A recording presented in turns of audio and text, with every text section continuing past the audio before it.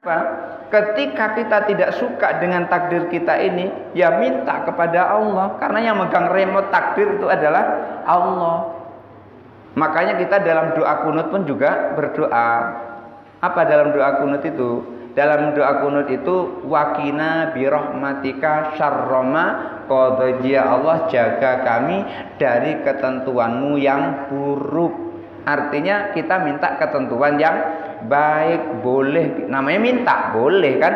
Dan memang kita disuruh minta, ud'uni astajib lakum. Kita memang disuruh untuk minta.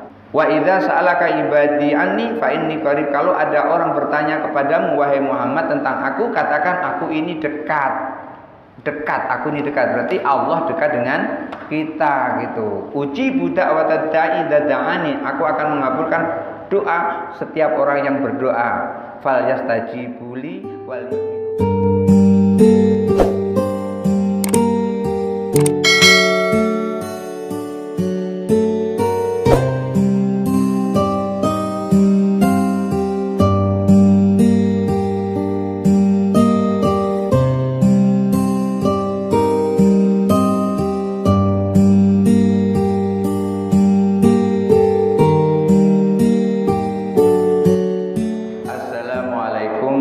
warahmatullahi wabarakatuh.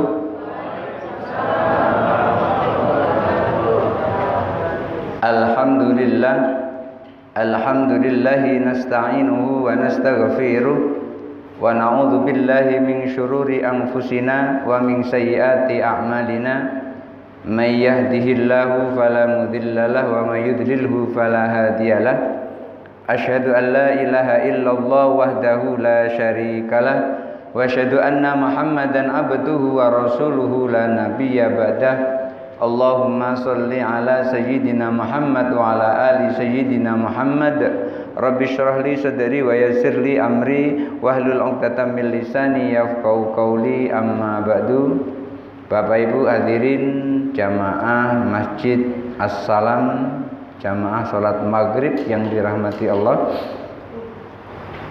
Kali ini kita kembali kepada pembahasan ilmu fikih. Yang kita kaji adalah kitabnya Abu Ishaq Ibrahim bin Ali bin Yusuf Asy-Syirazi yang terkenal dengan Imam Syirazi.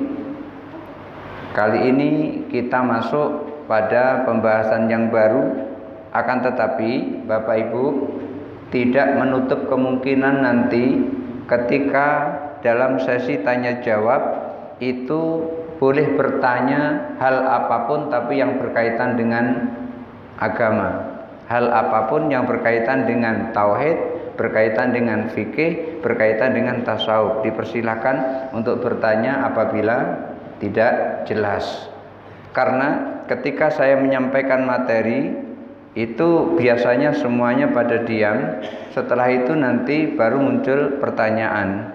Ketika ada yang bertanya, itu berarti materinya connect.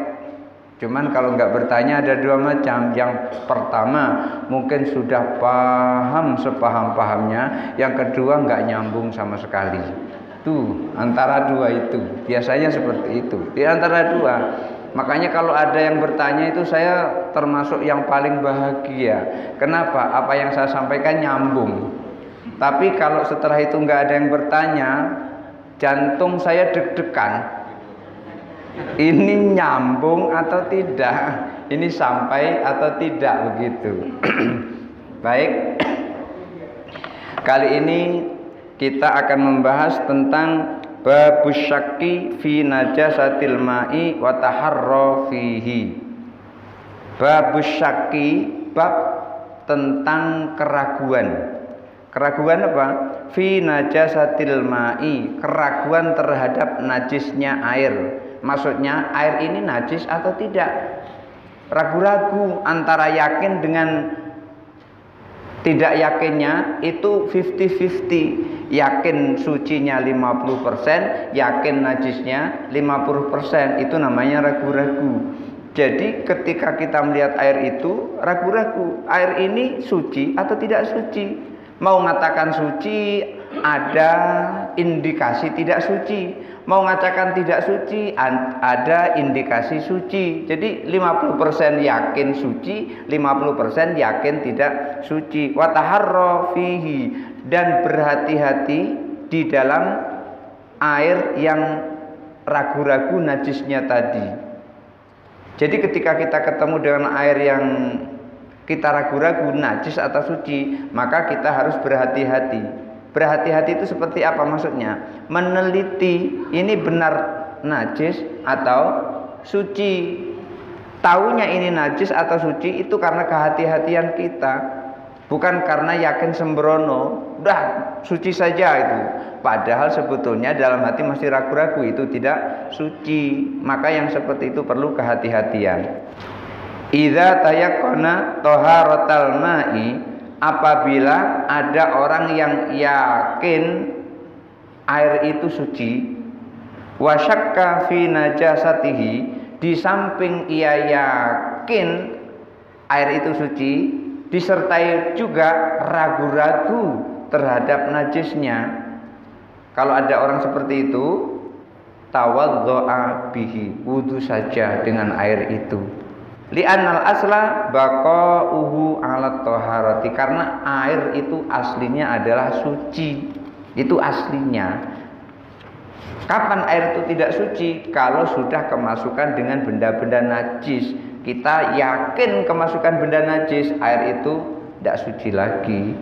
Tapi kalau kita nggak yakin, masih ragu-ragu, air itu kemasukan najis atau tidak, tapi kita yakin air itu suci, maka yang menang adalah sucinya. Yang menang itu. Kenapa? Karena aslinya air adalah suci.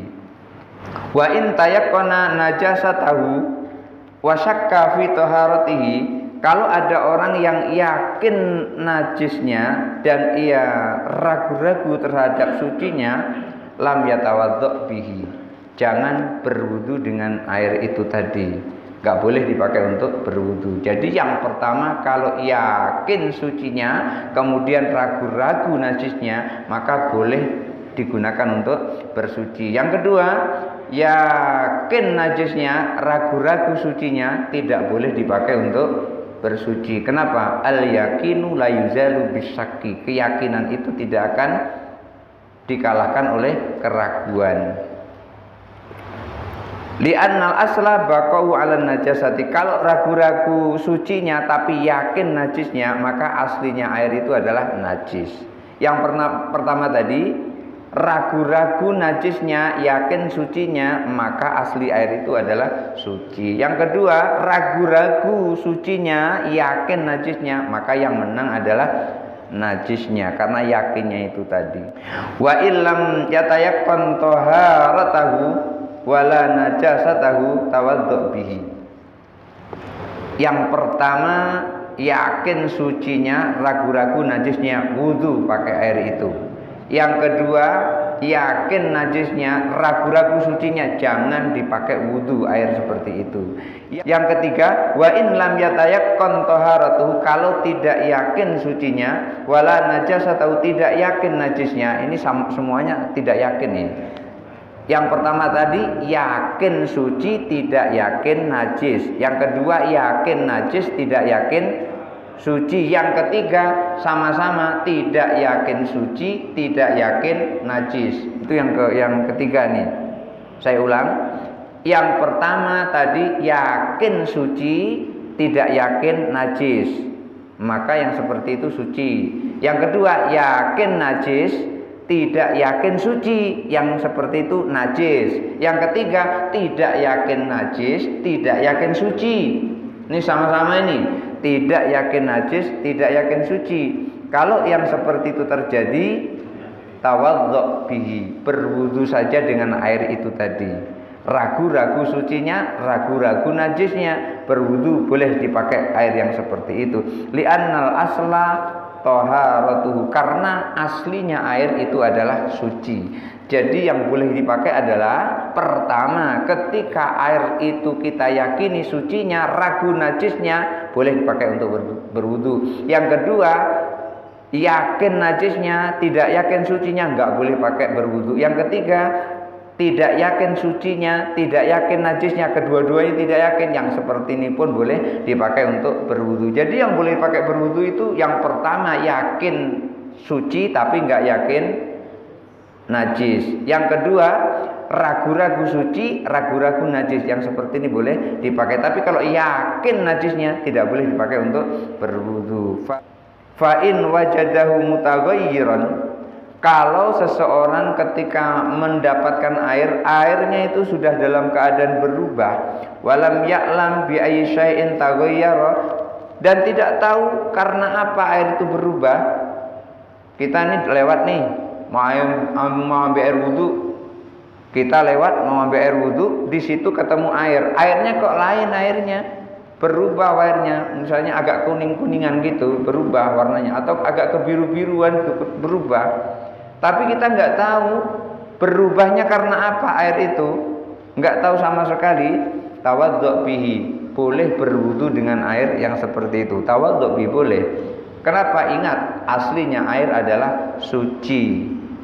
Sekali lagi, begitu kita jalan ketemu air, pengen wudu, airnya tidak seperti biasanya, udah berubah.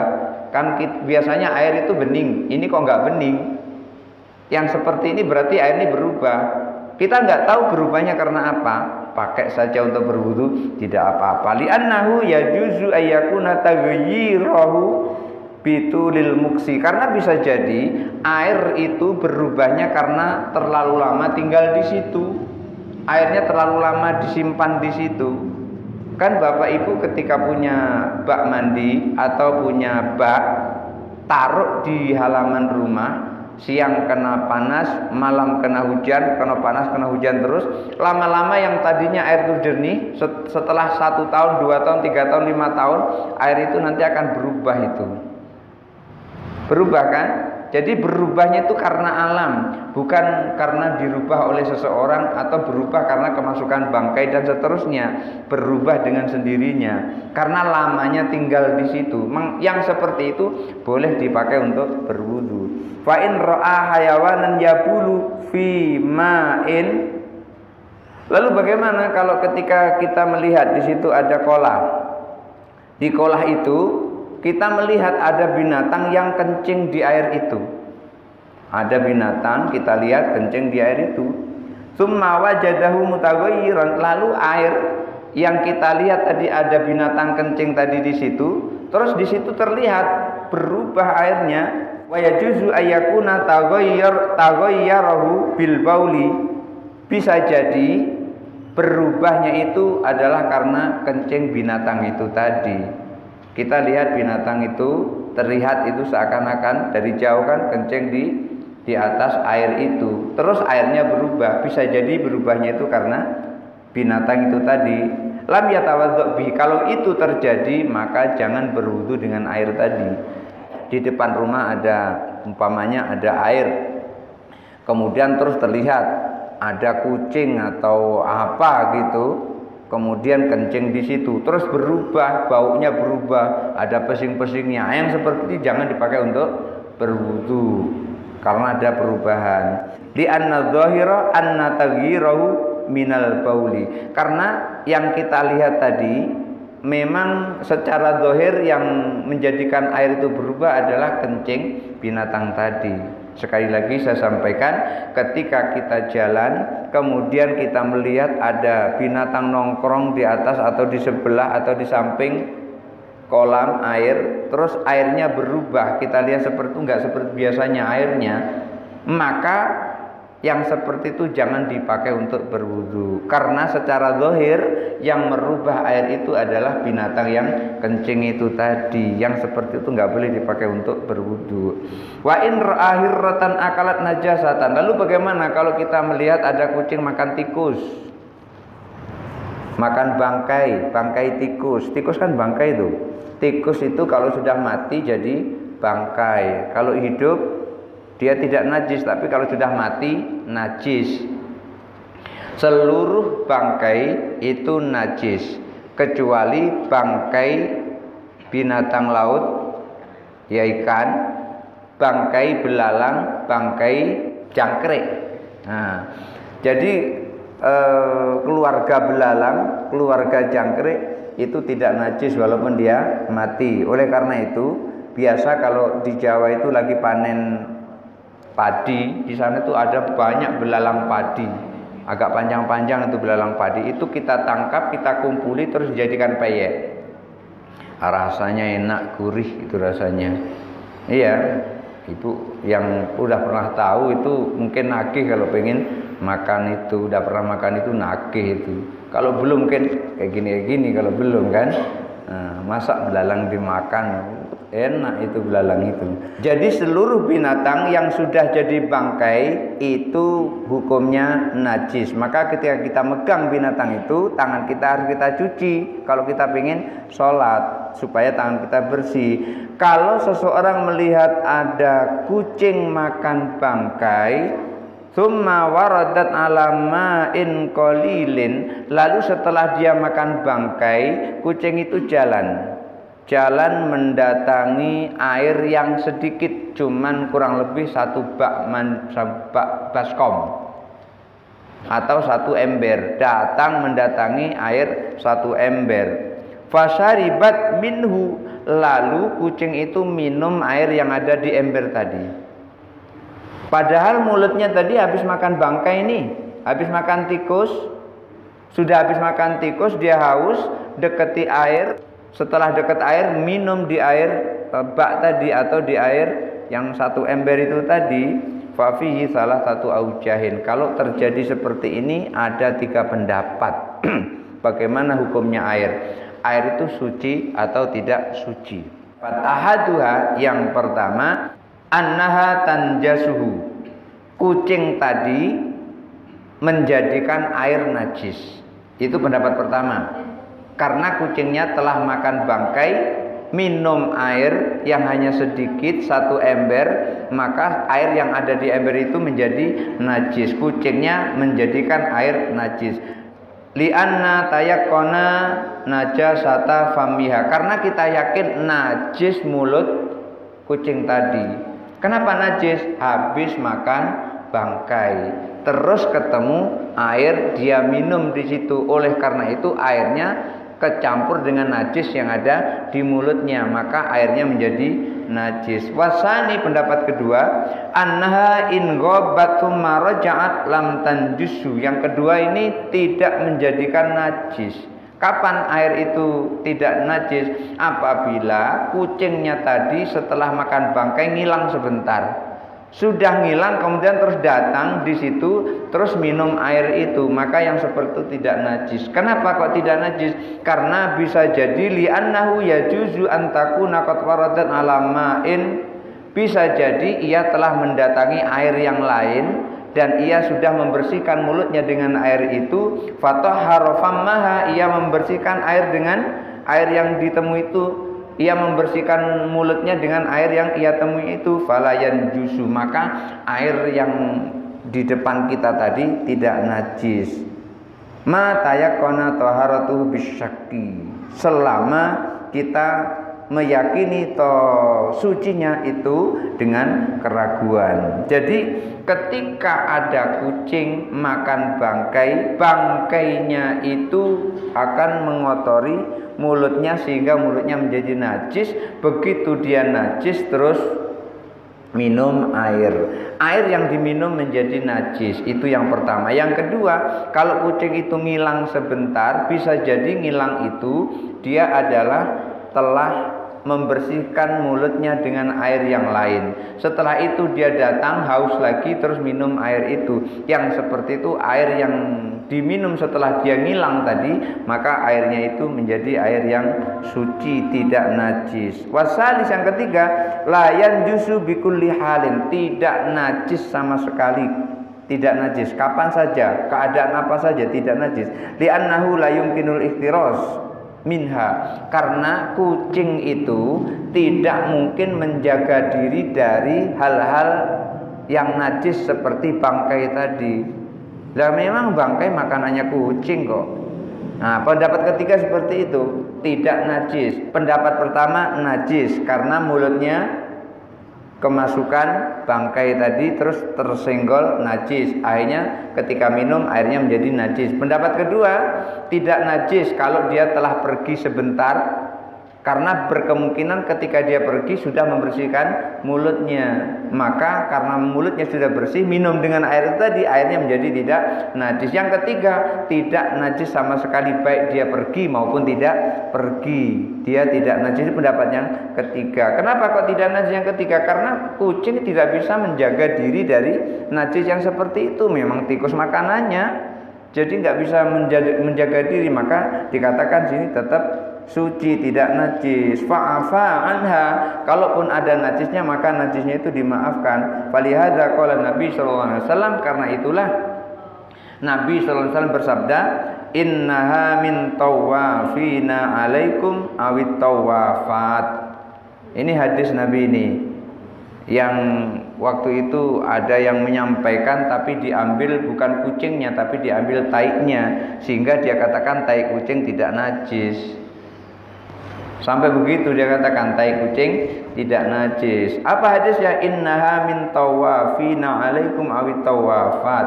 Kucing itu adalah salah satu binatang yang sering berada di sekitar kita, yang sering tawaf kepada kita, maksudnya sering keliling kita, baik kucing laki-laki maupun kucing perempuan. Oleh karena itu kucing itu tidak najis dalam kondisi apapun, sehingga ada yang mengartikan bahwasanya taiknya pun tidak najis. Kalau saya nggak sependapat, tai kucing tetap najis walaupun kucingnya tidak najis. Mana yang dipakai di antara tiga itu?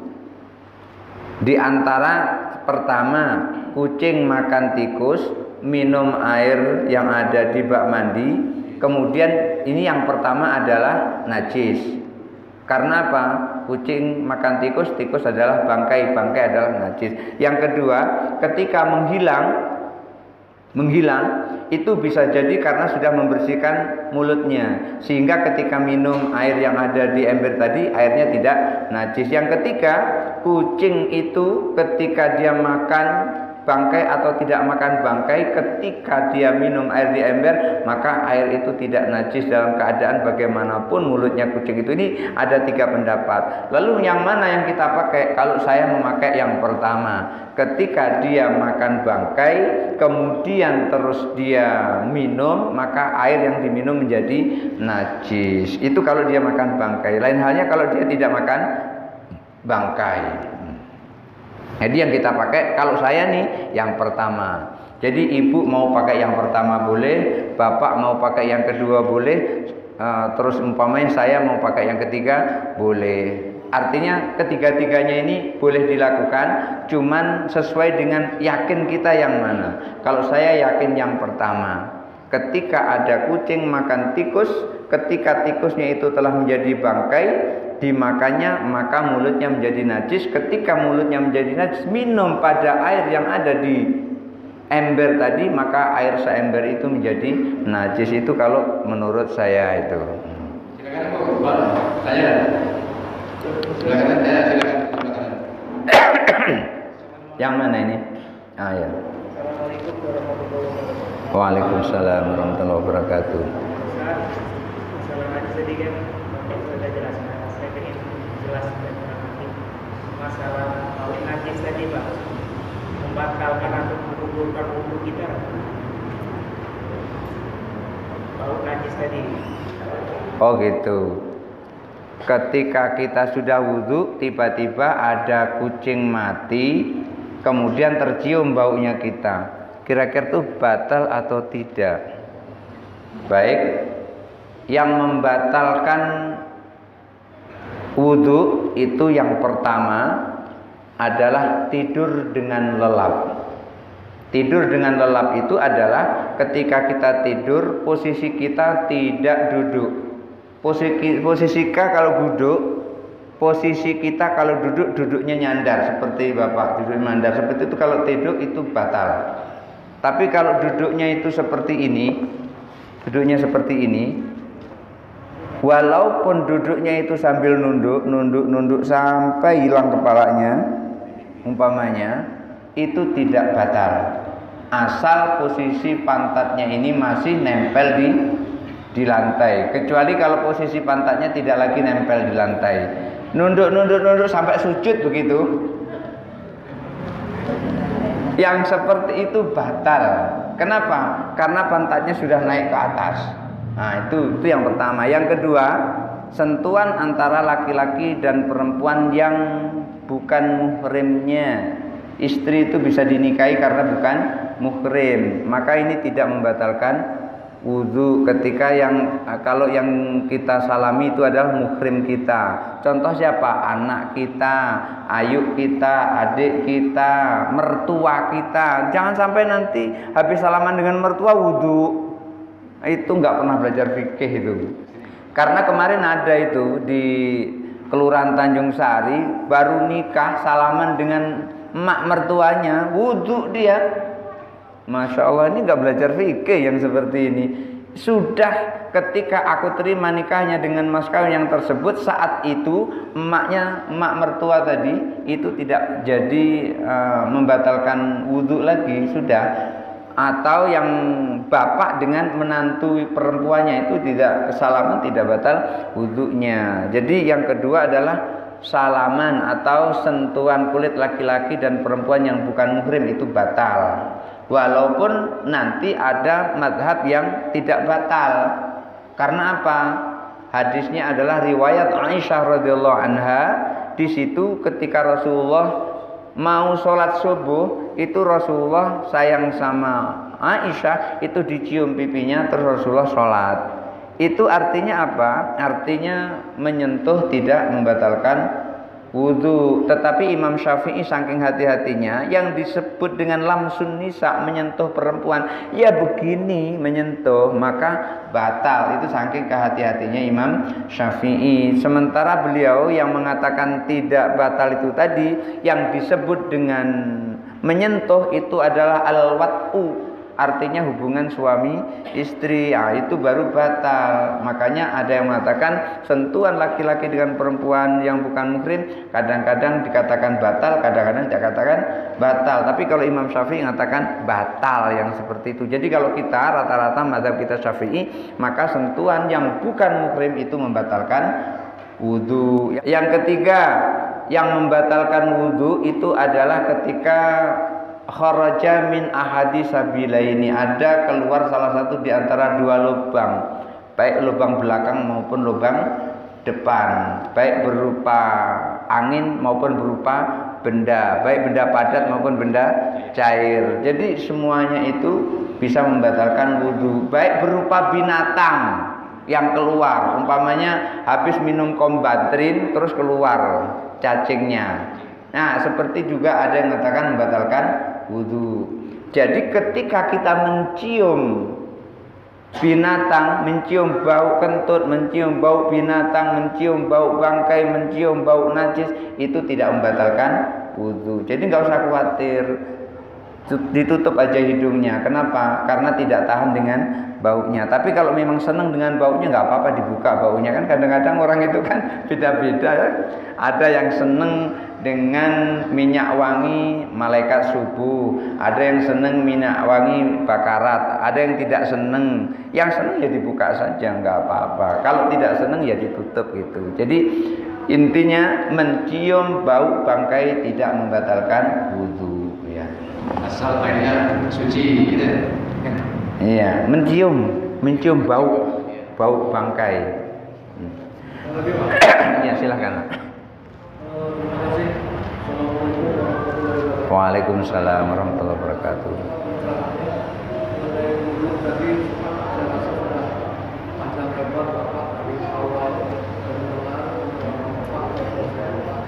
Izin barangkali tadi Bapak mengizinkan untuk kita bicara tentang agama.